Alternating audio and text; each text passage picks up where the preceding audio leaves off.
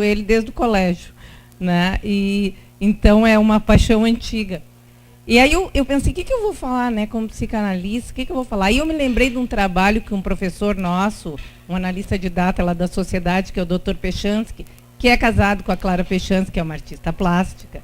Ele escreveu uma vez sobre a genialidade e o psicanalista frente a isso.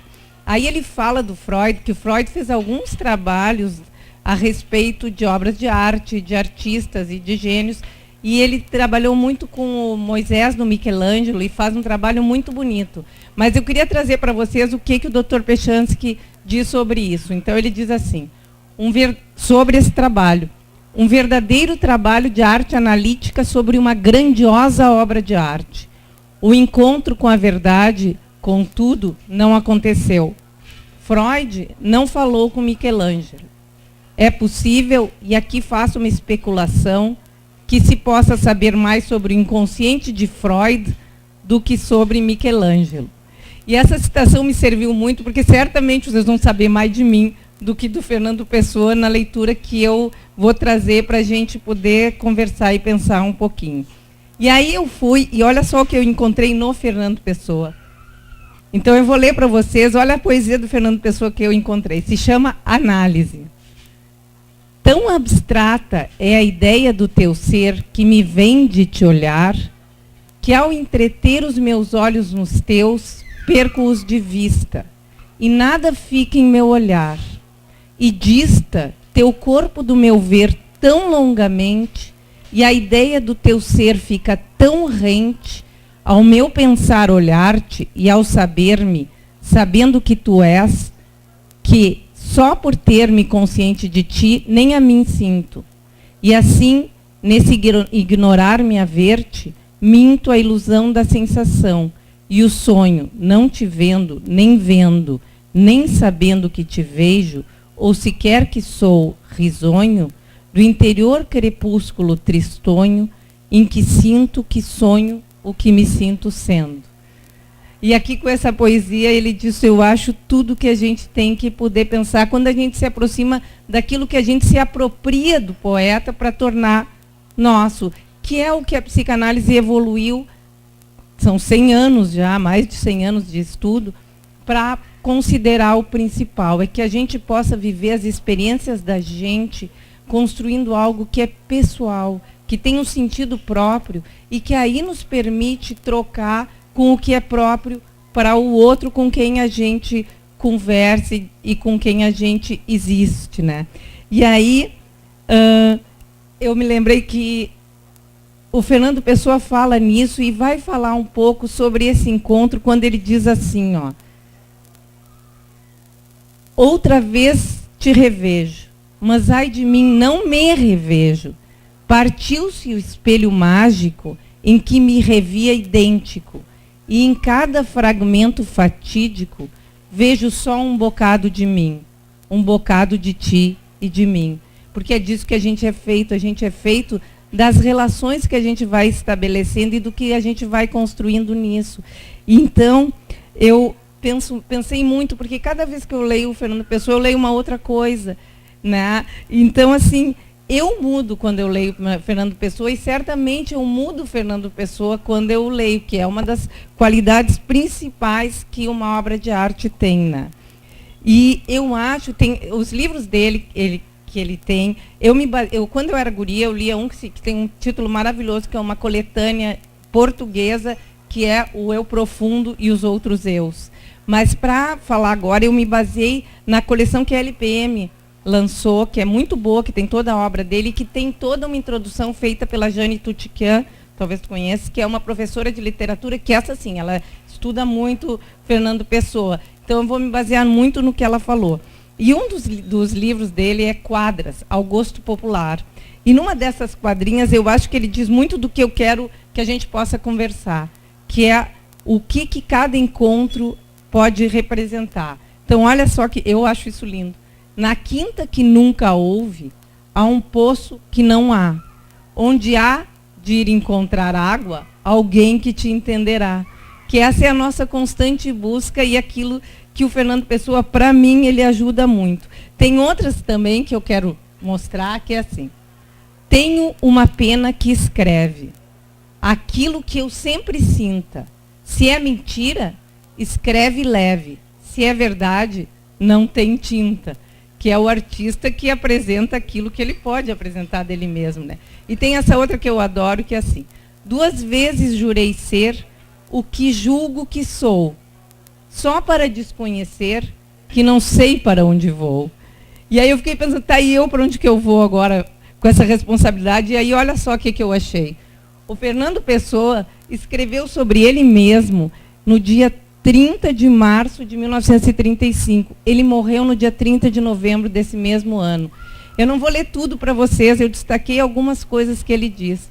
É bárbaro, sabe? Vale a pena ler.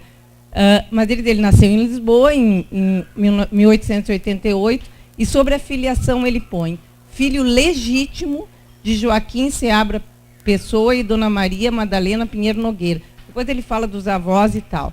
Ascendência geral, misto de fidalgos e judeus.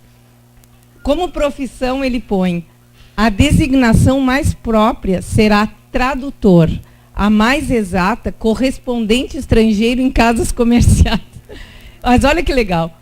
O ser poeta e escritor não constitui profissão, mas vocação.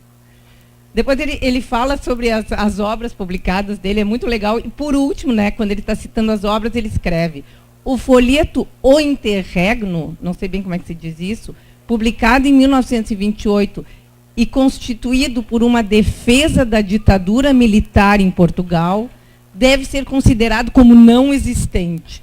Há que rever tudo isso e talvez que se repudiar muito. Que para mim fala muito da capacidade dele de se repensar, né? Sobre educação ele escreve assim: em virtude de falecido seu pai em 1893, portanto quando ele tinha 5 anos, sua mãe ter casado 2 anos depois, em segundas núpcias com o comandante João Miguel da Rosa, cônsul de Portugal em Durban, Natal, foi ali educado. Ganhou o prêmio Rainha Vitória de estilo inglês na Universidade do Cabo de Boa Esperança, em 1903, no exame de admissão aos 15 anos. Isso para ele é uma coisa que ele destaca. Depois, a posição patriótica, que é uma coisa fundamental no Pessoa. O livro Mensagem, que foi o único que ele publicou em vida, como a professora nos ensinou, ele é todo dedicado a Portugal. E o sonho do Pessoa era que Portugal retomasse a glória passada. E isso é um fundamento para ele, sabe? Então, olha o que ele escreve: posição patriótica, diz algumas coisas, tal, diz nacionalista que seguia por esse tema: tudo pela humanidade, nada contra a nação. E por último, eu quis destacar, vocês sabem que ele era um ocultista também, né? Ele era Rosa Cruz, ele era maçom, ele lidava muito com isso. Então, olha o resumo das considerações que ele próprio faz. Ter sempre na memória o mártir Jacques de Molay, grão-mestre dos Templários, e combater sempre e em toda parte os seus 3 assassinos: a ignorância, o fanatismo e a tirania. Então eu quis trazer isso porque é escrito por ele, sobre ele, e eu acho que fala muito do Fernando Pessoa, que para mim é tão importante. Eu fiz uma colinha aqui para não me perder nos slides. O que eu queria destacar daquilo antes era assim, ó, a profundidade do Fernando Pessoa e, ao mesmo tempo, os paradoxos que ele traz. E como isso é algo que depois vai desembocar em algo que a professora Jane Tutiquet chama atenção, e aí eu cito o que ela diz. Fernando Pessoa, um poeta que, como nenhum outro no mundo, um poeta que, sendo era muitos poetas.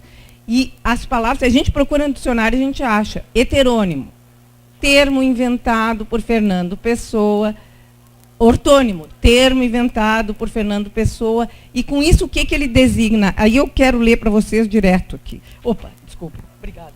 Assim, ó, ele diz assim, ó, um pseudônimo, quando usa um pseudônimo, um poeta se esconde atrás de um nome falso. O heterônimo, ao contrário, não esconde ninguém. É um personagem criado pelo poeta que escreve a sua própria obra. E ao criador do heterônimo se dá o nome de ortônimo. Isso é a Jane Tutiquet falando. Mas uma das coisas que sai muita teoria literária, né, professora, sobre o Fernando Pessoa. Uma das perguntas é: seria o Fernando Pessoa um outro heterônimo? E aí eu concordo com a Jane quando ela diz o seguinte: na verdade, nisso tudo que foi, Fernando Pessoa revelou sempre em tudo a expressão dramática de uma busca. E aí ela cita, entre aspas, o Pessoa, tá? Quem sou que assim me caminhei sem eu? Quem são que assim me deram aos bocados a reunião em que acordo e não sou meu? Para afirmar que sou, porém menos real que os outros. Até porque tudo quanto penso, tudo quanto sou, é um deserto imenso onde nem eu estou. E aqui nós entramos no assunto, que é o assunto, né, que o Ruth tinha me proposto dos heterônimos. E claro que aí eu vou pensando, né, quando eu penso em ir para cá e pensando o que eu vou falar, e eu penso que os heterônimos são talvez uma construção genial, sem dúvida, porque a gente lê e são personalidades diferentes. A professora leu para nós, tem biografia, nascendo tal dia, morrer não é alto, até baixo, outra é assim, e é alguma coisa fantástica. E como tem o nome do meu primeiro livro que eu lia dele, que é O Eu Profundo e os Outros Eus, eu acho que a gente pode pensar que é uma forma de dar voz aos eus que tem dentro de todos nós. Os vários eus que tem. E que podem dialogar ou podem se opor, criando uma obstrução da capacidade da gente de crescer, de se desenvolver. Acho que a gente pode pensar, sabe, que quando ele cria esses heterônimos formais, o Alberto Caeiro, o Ricardo Reis e o Álvaro de Campos, ele nos dá uma lição de como é possível haver um diálogo. Ele, quando ele escreve essa carta que tu falasse, né, sobre como apareceram os heterônimos, ele chama isso, no dia glorioso, que era, parece 14 de maio, uma coisa assim, em que surgiram os heterônimos, eles surgiram prontos. E ele escreveu sem parar as poesias e depois escreveu uma do Fernando Pessoa, né? Então, eu pensei em trazer alguns trechinhos bem pequenos de cada um para a gente ter uma ideia como é que cada um é, mas para mostrar como eles dialogam. Então, o primeiro que eu vou trazer, como a professora trouxe, é o Alberto Caeiro, que é o Fernando Pessoa diz, surgiu meu mestre. Né? E o Alberto Caeiro